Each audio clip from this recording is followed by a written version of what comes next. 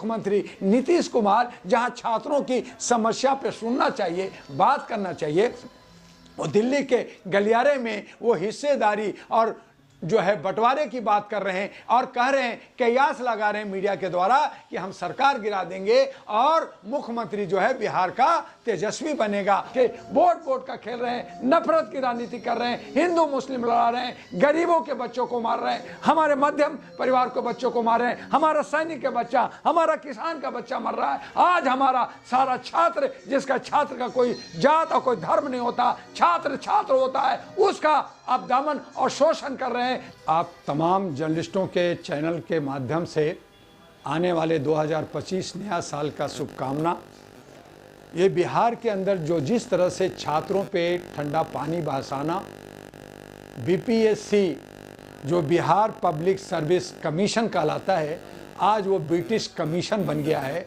सरकारी महकमे द्वारा, सरकारी गुंडे द्वारा उन पे लाठी बरसाए जाते हैं, पानी बरसाया जाता है, एफआईआर लॉन्च किया जाता है, भगदड़ मची जाती है। और वहाँ पे कई नेता लोग कहते हैं कि मैं तो कम्बल दिया और ये राजनीतिक जो है, ये जो आंदोलन जो है दूसरे लोग ले जा रहा है। तो ये सब राजनीति का खेल खेल रहे हैं। और छात्रों का जो पेपर लीक हुआ, जो पेपर की वो मांग कर रहे हैं, जो एग्जाम दिलाने की द्वारा बात कर रहे हैं, उस पर सरकार गंभीर नहीं है, कमीशन गंभीर नहीं है। और यही हालत लखनऊ में था, यही हमारा झारखंड में था, यही अन्य राज्यों में हो रहा है। तो ये छात्रों के साथ दमन है। दूसरी तरफ वहाँ के बिहार के मुख्यमंत्री नीतीश कुमार जहाँ छात्रों की समस्या पे सुनना चाहिए, बात करना चाहिए, वो दिल्ली के गलियारे में वो हिस्सेदारी और जो है बंटवारे की बात कर रहे हैं और कह रहे हैं, कयास लगा रहे हैं मीडिया के द्वारा कि हम सरकार गिरा देंगे और मुख्यमंत्री जो है बिहार का तेजस्वी बनेगा। होता क्या है देखते रहिए। और ये सब ड्रामा और ये सब नूरा कुश्ती चल रहा है, एक दूसरे को बेवकूफ़ बना रहे हैं, जनता को बेवकूफ़ बना जा रहा है। और जनता को मुख्य मुद्दा से जहाँ के उनके रोजी रोजगार, शिक्षा, स्वास्थ्य की मसला है, उनसे भटका करके कभी भगवान को जो है मस्जिद के नीचे ढूंढ रहे हैं, तो कभी दरगाह के नीचे ढूंढ रहे हैं, तो कभी हमारे आपस में लड़ा करके महिलाओं को साथ दोषारोपण कर करके ये सारा काम कर रहे हैं। तो ये जो है सब राजनीतिक से ओतप्रोत हैं। ये राजनीतिक के अंदर ये वोट की राजनीति खेल रहे हैं और ये सब नहीं होना चाहिए, क्योंकि इससे हमारा लोकतंत्र खतरे में है, हमारा संविधान खतरे में है। एक तरफ पार्लियामेंट जो हमारा लोकतंत्र का मंदिर है, वहां पे गृह मंत्री बाबा अंबेडकर का अपमान करते हैं। पूरे भारत में आंदोलन होता है, धरना प्रदर्शन हो रहा है और अमित शाह के पुतले फूके जा रहे हैं, मोदी जी का पुतले फूके जा रहे हैं। लेकिन ये लोग सुनने वाले नहीं हैं। कहीं ना कहीं मुख्य मुद्दा से भटका करके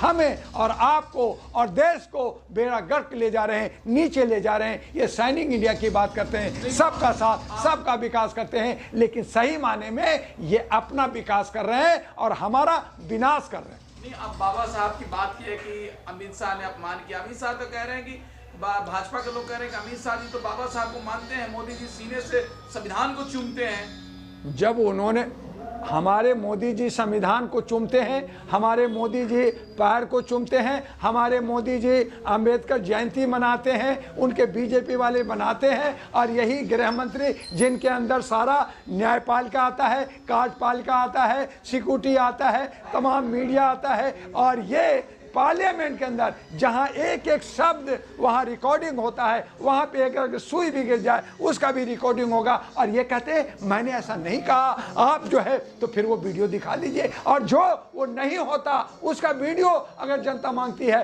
तो उसको नहीं दिखाते। धक्का मुक्की हुआ, राहुल ने धक्का मारा। मैं कांग्रेस का आदमी नहीं हूं, मैं खुद एक अहरा नेशनल पार्टी का अध्यक्ष हूं और मैं चाहता हूं कि ये सब जो नूरा कुश्ती खेल रहे हैं, ये सब जो जनता को बेवकूफ बना करके वोट का खेल रहे हैं, नफरत की राजनीति कर रहे हैं, हिंदू मुस्लिम लड़ा रहे हैं, गरीबों के बच्चों को मार रहे हैं, हमारे मध्यम परिवार के बच्चों को मार रहे हैं, हमारा सैनिक का बच्चा, हमारा किसान का बच्चा मर रहा है। आज हमारा सारा छात्र, जिसका छात्र का कोई जात और कोई धर्म नहीं होता, छात्र छात्र होता है, उसका आप दमन और शोषण कर रहे हैं। तो ऐसी सूरत में भारत, हमारा देश कहाँ है? तुम बंटवारा कर रहे हो, तुम कह रहे हो हिंदुस्तान मुसलमान का, भारत हिंदुओं का और इंडिया क्रिश्चियन का। तो इंडिया का और भारत का टुकड़ा कर रहे हो। तुम जोड़ने का, अखंड भारत की बात कहां कर रहे हो? विश्व गुरु बनने की बात करते हो, सोने चिड़िया की बात करते हो। तो ये सब नूरा कुश्ती है, ये सब बतौलाबाजी है, इससे हमें बचना होगा। और 65 करोड़ जो हमारे भारत के अंदर नौजवान हैं, युवा हैं, उनको आगे आना होगा। और ये तमाम बूढ़े बुजुर्गों को जो 10-12 पार्टियां हैं, इनको बाहर करके अपने ऊपर कमांड लेना होगा। तभी हमारा लोकतंत्र बचेगा, तभी हमारा संविधान बचेगा। पटना में बीपीएससी के छात्र प्रोटेस्ट कर रहे हैं, पुलिस की बर्बरता सबने देखी, और दूसरी तरफ वहां के मुख्यमंत्री नीतीश कुमार दिल्ली में मीटिंग करने की तैयारी में है। तो क्या सरकार गिराने की तैयारी तो नहीं है? सरकार गिराने का इसलिए है कि बीजेपी अल्पमत में है, 240 है। उनके नीतीश कुमार और चंद्रबाबू नायडू के सपोर्ट से 272 पूरा होता है। अगर ये 2 निकल जाते हैं तो कुछ इंडिपेंडेंट, कुछ अन्य घटक जो छोटे छोटे 1-2-4 सीट हैं, वो भी कहीं बाहर ना निकल जाए। तो ये खरीद फरोख्त का धंधा है। लेकिन विपक्ष जो है, इंडिया गठबंधन, वो भी कमजोर है, वो भी लड़ रही है। जब एका नहीं होगा तो क्या होगा? तो ढाक का 3 पात है। तो ये लड़ते रहें और नूरा कुश्ती करते रहें, जनता को बेवकूफ़ बनाते रहें। सरकार मोदी को पता है कि हमारी चलते रहेगी, इनको हम खरीदते रहेंगे, इनको हम पीटते रहेंगे, इनको हम जो है दबाते रहेंगे और जनता को बेवकूफ बनाते रहेंगे। नफरत की राजनीति करेंगे, हिंदू मुस्लिम करेंगे। और यही दिल्ली के अंदर केजरीवाल भी उसी स्टाइल पे चल पड़ा है कि मुसलमानों को, मस्जिद के मुलानों को जो 6 महीना और एक 17 महीने से कोई उसको पैसा नहीं दिया है, और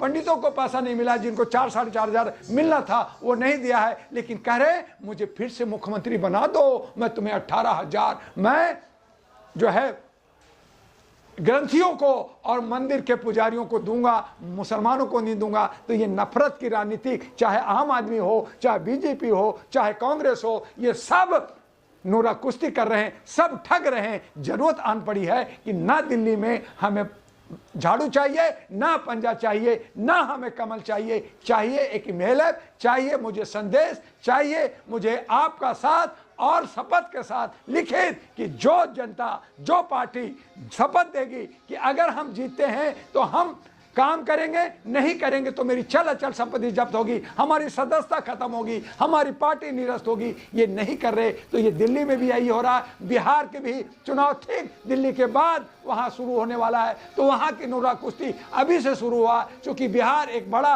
प्रदेश है, वहां पे 13 करोड़ की आबादी है, और उसको समेटने के लिए अभी से वहां पे जो है नूरा कुश्ती चल रहा है। अभी से विषाद जो है शतरंज का बीच गया है, और हर कोई एक दूसरे को लोक लुभावना दे रहे। लेकिन सच्चाई यह है कि बिहार समझ गई है, और पुराने जितने भी लीडर हैं उनको बाहर करेगी, और वहां भी आयरा नेशनल पार्टी का परचम फहरेगा। बीपीएससी के छात्रों के आंदोलन को लेकर प्रशांत किशोर और पप्पू यादव के बीच जुबानी जंग जारी है, उसको कैसे देखते हैं? ये सब जुबानी जंग कर रहे हैं, लड़ रहे हैं। जब अग्निवीर की लड़ाई हुआ, बहुत सारे ट्रेन जले, बहुत सारे बसें जले, बिहार बंद हुआ, पूरे भारत के अंदर आंदोलन हुआ, लखनऊ में हुआ, अब बीपीएससी की आंदोलन हो रहा। छात्र कह रहे हैं हम आंदोलन नहीं रोकेंगे, लेकिन इसमें राजनीतिक घुस गए हैं, सब अपनी अपनी रोटी सेक रहे हैं। तो उस हालत में जो स्टूडेंट हैं उनका हक अधिकार मारा जा रहा है, उनको कोई सुनने वाला नहीं है, और सब अपने अपनी राजनीतिक चमका रहे हैं। लेकिन जरूरत है कि हम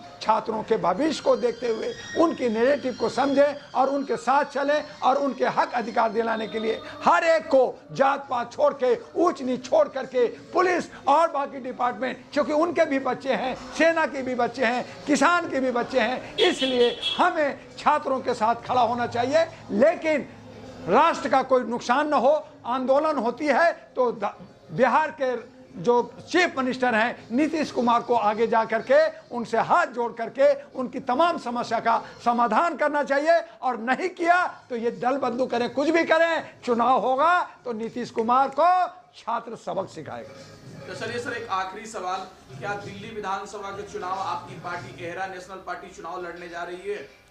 दिल्ली जर्नलिस्ट महोदय, दिल्ली का चुनाव अब कुछ दिनों में होने वाला है। आपके 4-5 जनवरी से ही आचार संहिता लगने वाला है। उसके बाद में 8 फरवरी को चुनाव होगा। सभी पार्टियां कमर कस चुकी है।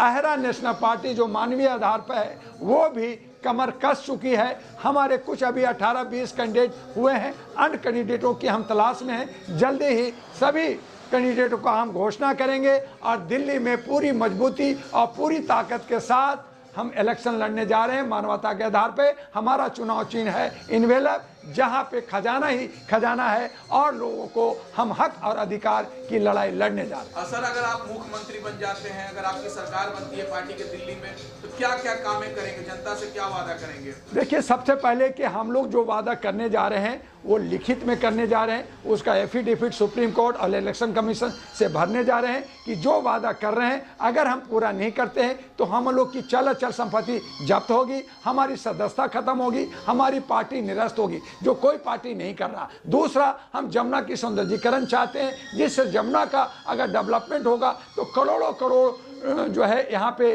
आर्थिक मदद होगी, डॉलर हीरो आएगा, यहाँ पे बोट चलेंगे, यहाँ पे स्कूल कॉलेज और फिल्म सिटी बनेगा, पार्क बनेगा, व्यापार हब बनेगा, गरीबों का हब बनेगा, प्रोफेशनलों का हब बनेगा, जर्नलिस्टों का हब बनेगा। तो जमुना, जो जमुना के किनारे दिल्ली है, अगर जमुना डेवलप करता है तो दिल्ली डेवलप करेगा। दिल्ली जो है लुटियन जोन की तरह होगा। दिल्ली 3 शिफ्टों में जो है हमारा परिवहन चलेगा, जगमग करेगा और इस तरह से न पैसे की कमी होगी और न बेरोजगारी रहेगी। सब बेरोजगारों को रोजगार मिलेगा, सब महिलाओं को सम्मान मिलेगा।